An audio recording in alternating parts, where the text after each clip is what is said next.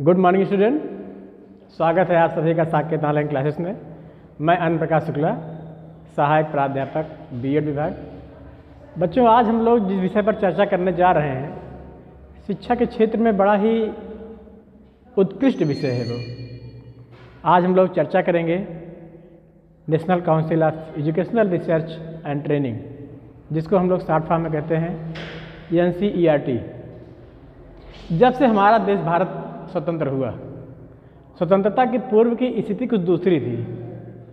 स्वतंत्रता के पूर्व शिक्षा ब्रिटिशकालीन शासकों ने दी, वो केवल क्लर्क को तैयार करने के लिए ही शिक्षा दी गई। जब हमारा देश आज़ाद हुआ तब गुणात्मक शिक्षा की बात सोची गई, किस प्रकार से ऐसी शिक्षा दें जो कि हम भारतीयों के अंदर सामाजिक, नैतिक, आर्थिक, मूल्यपरक शिक्षा का विकास कर सके। और इन सबको करने के लिए एक संस्था का निर्माण किया गया, जिसे कहते हैं NCERT।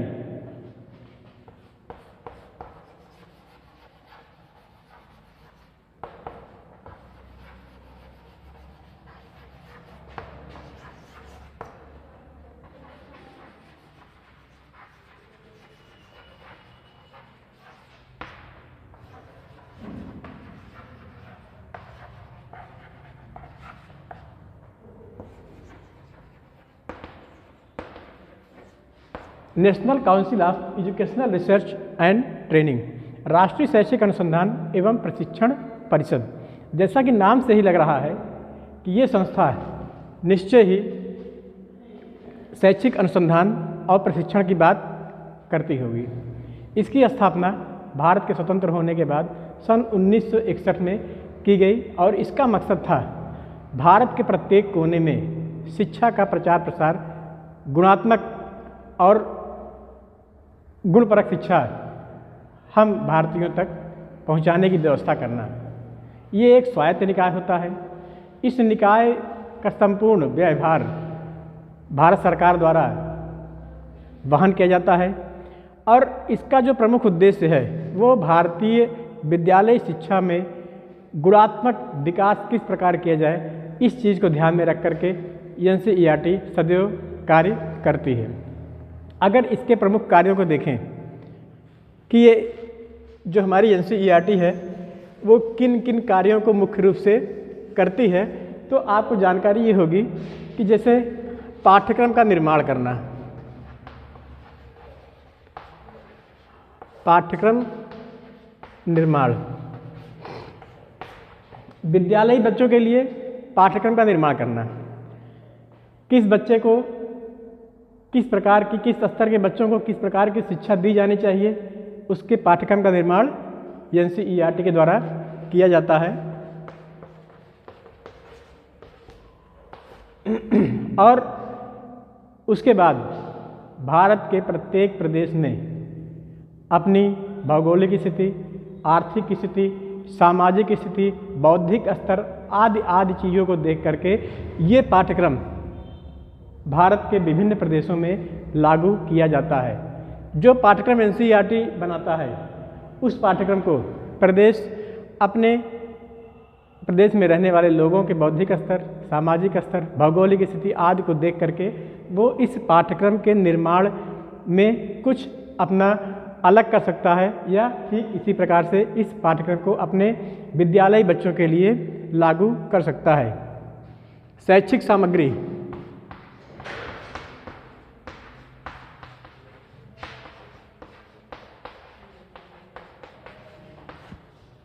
किस प्रकार की शैक्षिक सामग्री विद्यालयी बच्चों को दी जानी है, इसका निर्माण, इसका कार्य भी NCERT के द्वारा किया जाता है। और किस प्रकार से ऐसी शैक्षिक सामग्री का निर्माण किया जाए जिसके माध्यम से बच्चों को शिक्षण कार्य में कोई असुविधा ना हो, बच्चे अच्छे से अच्छे ढंग से शिक्षण कार्य कर सकें, इसका इस शैक्षिक सामग्री का निर्माण करने का कार्य भी NCERT के द्वारा किया जाता है। शिक्षण विधि,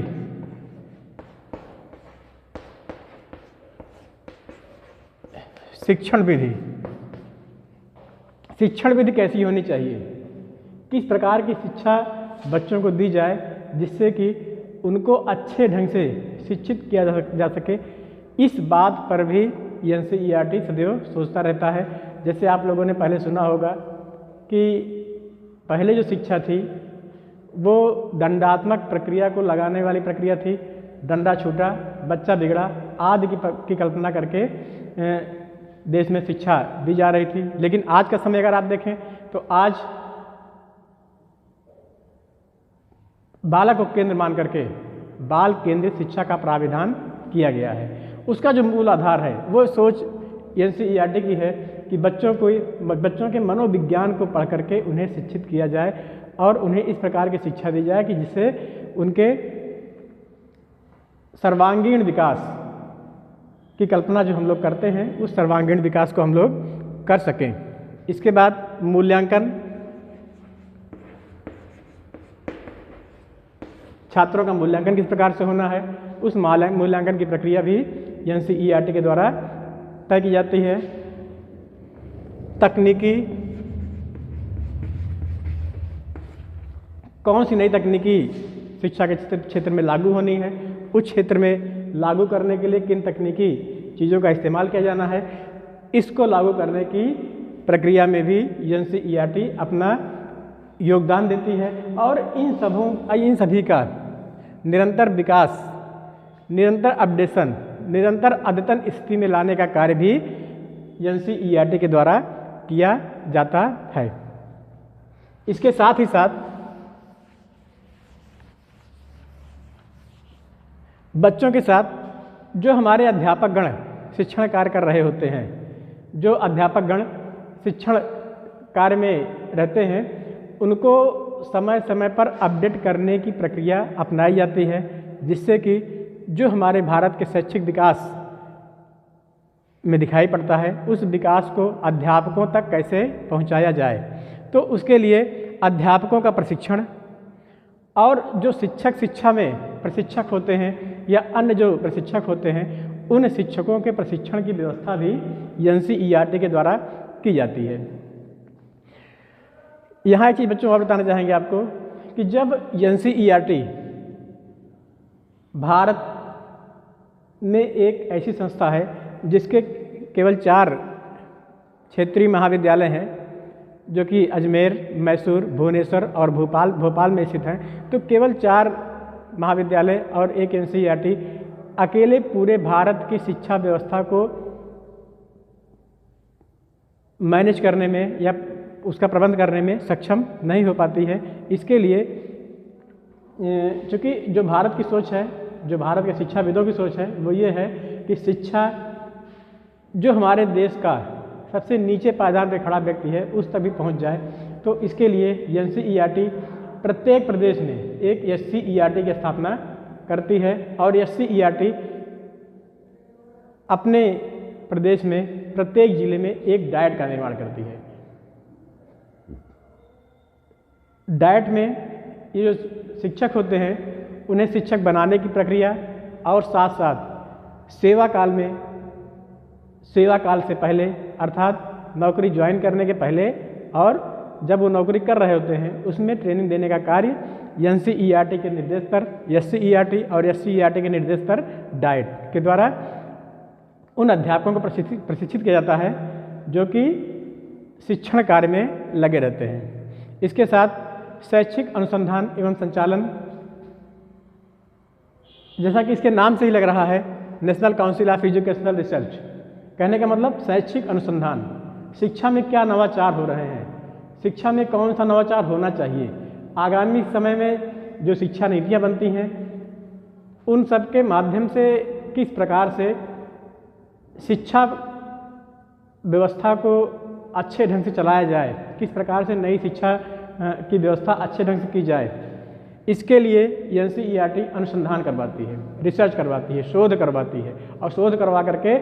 जो नई प्रक्रिया निकल के सामने आती है कि ये प्रक्रिया हमारे बच्चों के लिए उपयोगी है, उसको लागू करने का कार्य एनसीईआरटी के द्वारा किया जाता है। इसके साथ साथ जो प्रतिभाशाली छात्र होते हैं उन छात्रों का चयन, क्योंकि हमारे देश में प्रतिभाशाली छात्रों की कमी नहीं है, तो उन छात्रों का चयन किस प्रकार से किया जाए, उनके लिए प्रतियोगिता का आयोजन किस प्रणाली से होना चाहिए, कैसे उन छात्रों को निकाल करके उनको प्रमोट करने के लिए स्कॉलरशिप की व्यवस्था करना और उन प्रतिभाशाली छात्रों को निकाल करके उनको आगे के उनके मार्ग को प्रशस्त करने की व्यवस्था NCERT के द्वारा भी की जाती है। इसके साथ भारत में जो भी शिक्षा व्यवस्था में दिखाई पड़ती है, अध्यापकों का मानक, बच्चों के पाठ्यक्रम और समय समय पर क्या परिवर्तन होने हैं, शिक्षा व्यवस्था किस प्रकार से अच्छी चलनी चाहिए, किस प्रकार से शिक्षा व्यवस्था में क्या चीज़ें लागू होनी चाहिए, आदि आदि अनेकों चीज़ें NCERT के माध्यम से होती हैं। अगर वर्तमान में देखें आज के समय में, तो NCERT ने आज अपना प्रभाव पूरे भारत में बड़ा विशाल बना लिया है। अगर आज देखें तो प्रारंभिक शिक्षा का सर्वसुलभीकरण, मतलब जो प्रारंभिक शिक्षा है वो सबके लिए सर्वसुलभ हो जाए, इसका निरंतर प्रयास कर रही है। आप लोगों को जानकारी होगी कि RTE राइट टू एजुकेशन, शिक्षा का अधिकार अधिनियम 2009 अप्रैल 2010 से लागू। इसका जो मूल आधार है, जो मूल उसका काम है, वो ये है कि शिक्षा जो 6 वर्ष से 8 वर्ष के बच्चे हैं उनको निःशुल्क एवं अनिवार्य शिक्षा दी जाए। ये 1986 की शिक्षा नीति में लागू किया गया था। वैसे तो जब भारत स्वतंत्र हुआ, स्वतंत्रता के बाद ही जो हमारे शिक्षाविद रहे उन्होंने इस पर विचार केंद्रित किया कि निःशुल्क एवं अनिवार्य शिक्षा सारे लोगों को मिलनी चाहिए, भारत के सारे बच्चों को साक्षर होना चाहिए। और संविधान में उस समय ये भी लिखा गया था कि इस प्रक्रिया को 10 वर्षों के अंदर हम लोग पूर्ण कर लेंगे। कहने का मतलब जब देश आज़ाद हुआ उसके 10 वर्ष के अंदर ही जो भी भारत में रहने वाले बच्चे हैं, जो कक्षा 1 से 8 तक की शिक्षा ग्रहण करेंगे, उनको अनिवार्य रूप से शिक्षा दी जाए और निःशुल्क शिक्षा उन्हें प्रदान की जाए। लेकिन उसको लागू होते होते 2009 तक लग गया, 2009 में लागू हुई और उसकी व्यवस्था में जो मुख्य रोल रहा वो NCERT के माध्यम से बच्चों के जो प्रारंभिक शिक्षा है उस शिक्षा को सर्वसुलभ कैसे बनाया जाए, इसकी कल्पना NCERT के माध्यम से आज पूरी होती दिखाई पड़ रही है। इसके अलावा जो वर्तमान में NCERT जिससे फोकस करती है वो है महिलाओं की समानता के लिए शिक्षा। क्योंकि हमारे देश में महिलाओं की समानता एक बहुत बड़ा कारण रहा है, जिसको हम लोग शुरुआत से ही ये महिला पुरुष के भेदभाव को समाप्त करना चाहते हैं। शुरुआत से ही हम लोग महिला और पुरुष के जो भेदभाव हैं उनको समाप्त करने के लिए प्रयास करते रहते हैं। NCERT निरंतर इस पर विचार करता है और आज अगर आप देखें तो आज जो महिलाओं की इतनी स्टूडेंट स्थिति भारत में दिखाई पड़ रही है वो कहीं न कहीं शिक्षा ही वो कारण है, जिसके कारण महिलाएं आज समाज में पुरुषों के कंधे से कंधा मिला करके केवल चल नहीं रही हैं बल्कि उनसे आगे भी निकल रही हैं। तो आज के समय में NCERT एक प्रमुख कार्य कर रहा है जो महिलाओं की समानता के लिए शिक्षा की व्यवस्था करता है। महिलाओं की शिक्षा की व्यवस्था NCERT के द्वारा आज प्रमुख रूप से की जा रही है। इसके साथ साथ आज के समय में प्रतिभा खोज, जो हमारे यहाँ के छात्र छात्राएँ हैं उनके अंदर जो प्रतिभाएँ छुपी हुई हैं उन प्रतिभाओं को किस प्रकार से निखारा जाए, इसके लिए भी NCERT ने कई सारी व्यवस्थाएं कर रखी हैं, जिसमें बच्चों के मनोविज्ञान को पढ़ करके, बच्चों की रुचियों को देख करके शिक्षा देने का प्राविधान किया गया है। लेकिन समय समय पर प्रतिभा खोज के लिए अनेकों कार्यक्रम NCERT के द्वारा कराए जाते हैं। उसमें जो बच्चे प्रतिभावान होते हैं उनको खोज करके निकालने का कार्य, उनको स्कॉलरशिप या छात्रवृत्ति दे करके उनको और आगे बढ़ाने की प्रक्रिया में शामिल करने का कार्य आज NCERT बड़े मनोयोग से कर रहा है। शिक्षक शिक्षा अर्थात जो वो शिक्षा जो शिक्षक बनाने में कार्य कर रही हो, अर्थात जैसे B.Ed, BTC, इस क्षेत्र में भी NCERT ने अपना ध्यान केंद्रित करते हुए आज के समय में शिक्षा को उन्नत बनाने के लिए अनेकों कार्य किए हैं। जैसे भी आपने देखा कुछ समय पहले B.Ed 1 वर्ष का हुआ करता था, आज का बीएड 2 वर्ष का हो रहा है। वैसे इसमें मेन रोल तो एनसीटीई का होता है, लेकिन एनसीईआरटी के निर्देशों पर ही एनसीटीई ये सारे कार्य करती है। और बीएड को चूँकि लगा समय कम है, शिक्षक बनाने के लिए केवल 1 साल का समय पर्याप्त नहीं होता, चूँकि इसमें शिक्षण और प्रशिक्षण दोनों चीज़ें होती हैं। ऐसे में कम से कम 2 वर्ष का समय होना चाहिए, जिसमें कम से कम 3 महीने 6 महीने बच्चे जो शिक्षक बनने जा रहे हैं उन्हें ट्रेनिंग मिलनी चाहिए, इसी सारी चीज़ों को देख करके। और शिक्षा को उन्नत बनाने के लिए एनसीईआरटी के प्रयासों के द्वारा आज अगर आप देखें तो बीएड या बीडीसी 2 वर्ष का पाठ्यक्रम के रूप में विकसित किया गया है। इसके अलावा जो आप आज प्रमुख कार्य कर रहा है शिक्षा में व्यावसायिक शिक्षा। हमारे जो वर्तमान प्रधानमंत्री श्री मोदी जी हैं, उनका ध्यान मुख्य रूप से इस पर केंद्रित है किस प्रकार से व्यावसायिक शिक्षा दी जाए। जो नई शिक्षा नीति आई है, हमारी नई शिक्षा नीति में व्यावसायिक शिक्षा के ऊपर विशेष रूप से ध्यान केंद्रित किया गया है। एनसीईआरटी की स्थापना जब से हुई वो निरंतर इस पर ध्यान केंद्रित करता रहा है कि किस प्रकार से व्यावसायिक शिक्षा की कल्पना की जाए, किस प्रकार से व्यावसायिक शिक्षा को अपने भारत में फैलाया जाए, किस प्रकार से हम भी विकसित देशों की तरह